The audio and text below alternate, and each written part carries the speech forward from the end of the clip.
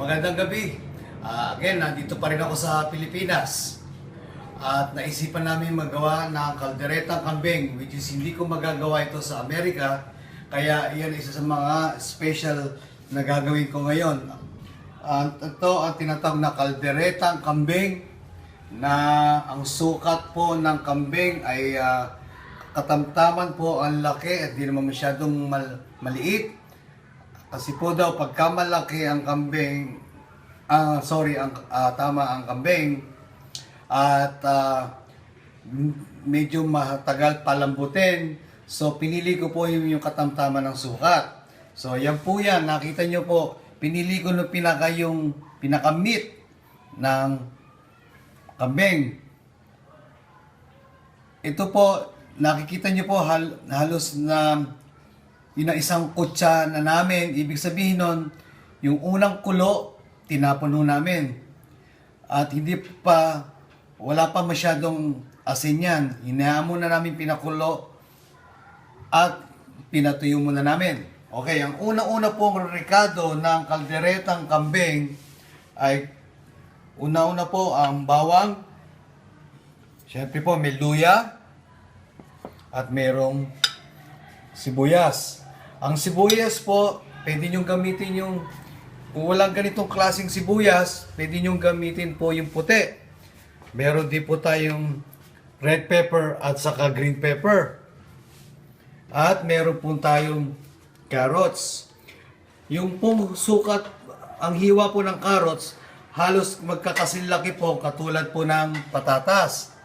Medyo may kalakihan po ganitong sukat, ganun din pong sukat ng carrots. Meron po din tayong ingredients na liver spread. Ang dami po ng liver spread ay depende po sa panlasa nyo. Kung may yung dalawang maliit na liver spread, natatandaan nyo nung nasa Pilipinas kayo, yung Reno liver spread, dalawa po niyan. At ito po ay ang tinatawag na mix caldereta. Yan po ay depende po sa atin. Gusto nyo huwag nyo gamitin o gamitin nyo. Para sa akin po, mas malinamnam, gumamit na po kayo ng caldereta mix. At meron po tayong beef o buyon o chicken buyon. So, either po, mas maganda, beef po ang gamitin nyo. Of course, meron po tayong 5 cups po ng tubig. At meron po tayong black pepper. At meron po tayong mantika. Siyempre po, ang talaga nagpapalasa, nagpapalambot, ito pong tomato sauce.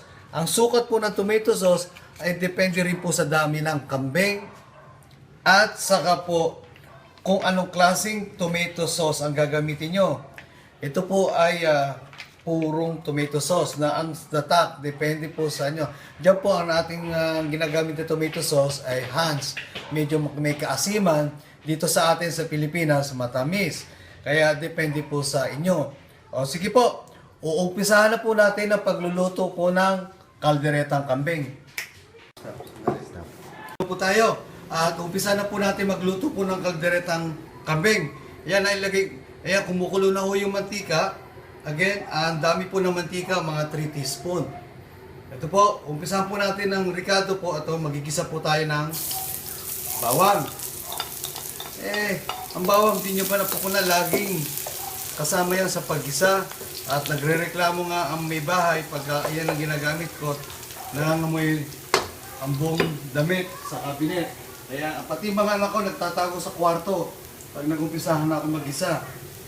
Hintayin po natin na mamula-mula ang bawang at ilalagay na po natin ang sibuyas.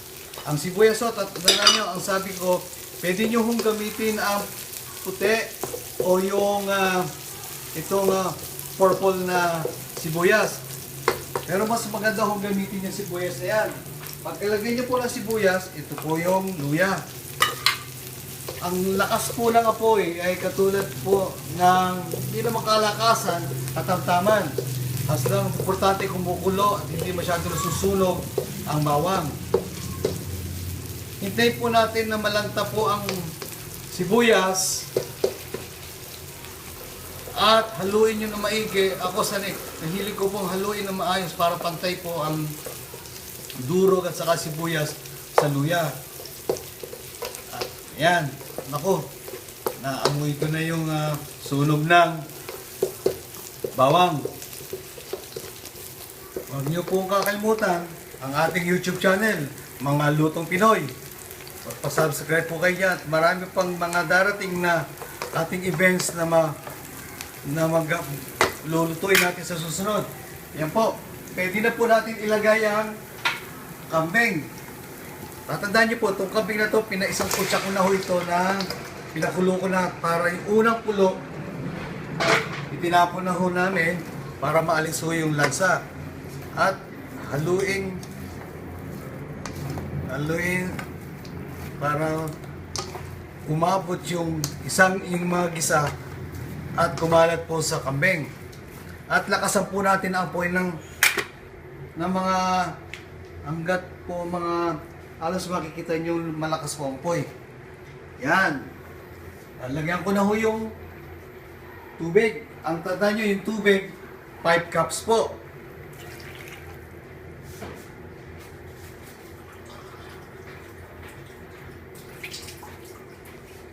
Yan po, depende po sa, tansyahin nyo po yung dami po ng cups po. Yan, medyo tama-tama lang yung dami ng tubig. Dami yun, pero ngayon, tignan po natin kung kulang pa ho yung tubig. Yan. Halos makikita nyo naman po yan. Yan ho, option nyo lang yan. Depende ho sa dami ng kambing at ng kare. At tatakpan po natin, hintayin po natin mag-simmer ng mga 10 to 15 minutes. Good job. Ito po, natatandaan nyo po, nung nilagyan ko po na 5 cups of water, sinimmer po natin ng 15 to 20 minutes. 15 to 20 minutes. Hintayin natin kumulo. At nga pala, natatandaan nyo, nung nilagyan ko po ng tubig, hinaluan ko na rin ng suka at konting asin para maalis ho yung amoy ng kambing. Isa ho yan sa sikreto para maalis ho yung tinatawag na lansa na para maalis po, nilalagay po natin ng suka habang pinakukulan sa tubig. Ngayon po, ilalagay na po natin yung sinasabi ko po na mix caldereta. Ito po, option po ito. Lalagay na po natin. Yan. Meron pa konting natira. Kaya mula ng tubig. Po. At haluin po natin. Pagkalagay po natin yan, lalagay na po natin ang kalahati po ng tomato sauce.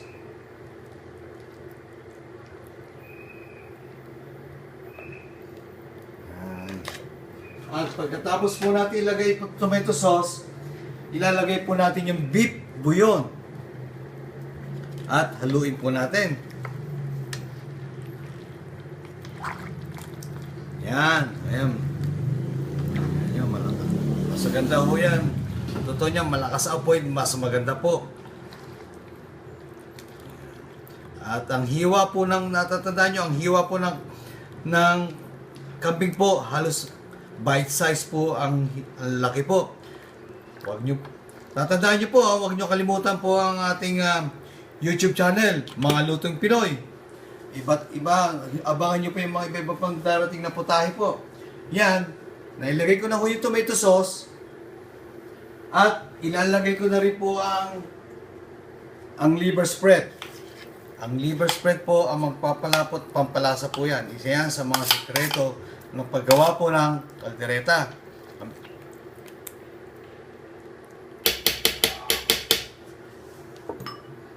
Luin po natin. At para kumalat po ang lasa at lumapot po yung sasa po ng sauce. Yan. At pagka nahalo natin ng maayos at pantay na ho at naalis, kumalat na po yung liver spread po, lalagay po natin ang patatas. Yan po. Ngayon, Pwede ho natin lagyan din ng paminta ngayon habang nagpapakulo at tikman nyo rin po kung tama na ho yung alat po.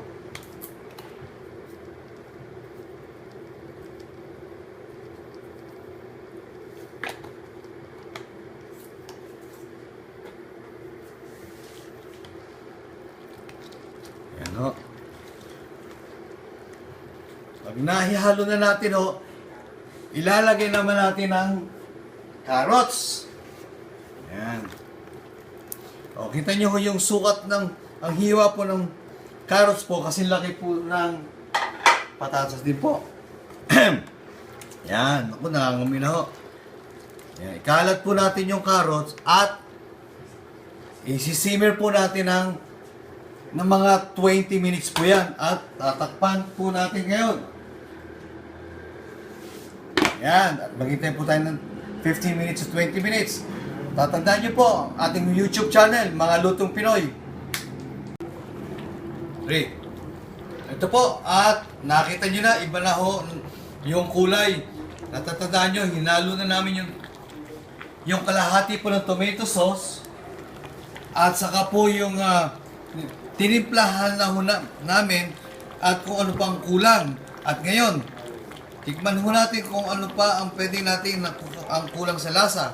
Kung maalat po, lagyan po natin ng konting tubig. Pero kung matabang, lagyan natin ng konting patis. Okay, yan ho yan. Halos kumukulo na, nasimmer ho na natin ng 20 minutes po yan. O yan. At titignan po natin yung carrots kung malambot na ho at saka ho yung patatas. Yan. At tatandaan nyo, huwag nyo masyadong yung overcook ang patatas at saka ang carrots kasi malalamog ho yan. Dahil pag-serve po natin yan, lalambot pa rin yan. At ngayon, ang huling ricado po, ilalagay po natin ng red pepper at saka ang green pepper. Oo. Ngayon, haluin po natin at ikalat po natin yung green para maganda akong tignan. Yan. At hintayin natin magpakuluan ng husto hanggang mga 2 minutes to 5 minutes. At pagka nalanta na po yung green pepper at saka yung red pepper leaves, isi-serve na po natin. Ayan, nangangamoy na ho. Okay, marami pong salamat. Tatandaan nyo po ang ating YouTube channel, Mga Lutong Pinoy. Ito po ang ating putahing kalderetang kambing. Marami pong salamat. Ito na ho yung finish po ng kalderetang kambing. At syempre po, ito po ang mangga. Hinaluan ko ng talagang tunay na mangga dito. Kaya ito ang isa sa magandang significance ng ating venue. Talagang direct po tayo sa ating bansa. Again, ito po ang hinahanap ng mga balikbayan dito, ang kalderetang kambing. At marami pong salamat. Sana po nagustuhan nyo po ang ating putahe ngayon. At huwag nyo po kakalimutan, magpa-subscribe po sa ating YouTube channel, Mga Lutong Pinoy. Marami pong salamat.